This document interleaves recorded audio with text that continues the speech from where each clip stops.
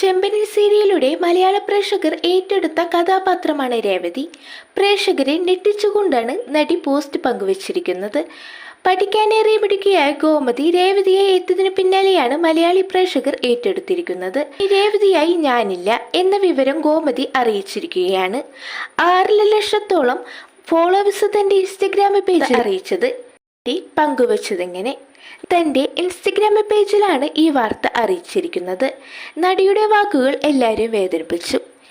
നിങ്ങളുടെ ജീവിതം നശിപ്പിക്കാൻ ആർക്കും അധികാരം നൽകരുത്. അവർ നിങ്ങളെ വേദനിപ്പിച്ചേക്കാം, പക്ഷെ നിങ്ങൾ അനുവദിക്കാതെ അവർ നിങ്ങളെ നശിപ്പിക്കാൻ കഴിയില്ല. നിങ്ങൾ ജയിച്ച എല്ലാ കാര്യങ്ങളും നിങ്ങളോട് പോരാളിയായിരിക്കണം. ഇതിൽ നിന്നും വ്യക്തമാവുന്നത് ഒരേ കാര്യം മാത്രമാണ്. പരമ്പരയിൽ നിന്നും പിന്മാറിയതിന് കാരണം വളരെ ഗൗരവപ്പെട്ട കാര്യമുണ്ട്.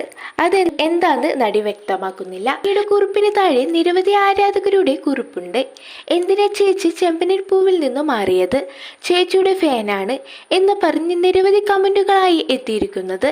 തമിഴ്നാടുകാരിയായ ഗോമതി പ്രിയ തമിഴ് സീരിയലിലൂടെയും മലയാളി സീരിയലിലൂടെയും പ്രേക്ഷകരുടെ പ്രിയങ്കരിയായി മാറിയ താരമാണ്. ഗോമതി പ്രിയയുടെ വിശേഷങ്ങളും വൈറലായിക്കൊണ്ടിരിക്കുകയാണ്.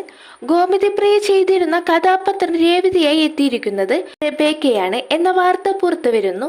എന്തൊക്കെയായാലും ചെമ്പനീർപ്പൂവിന്റെ ആരാധകർ ഏറെ നിരാശയിലാണ്. കാരണം താങ്കളുടെ പ്രിയപ്പെട്ട രേവതിയെ അത്രമാത്രം നെഞ്ചിലേറ്റി കഴിഞ്ഞു.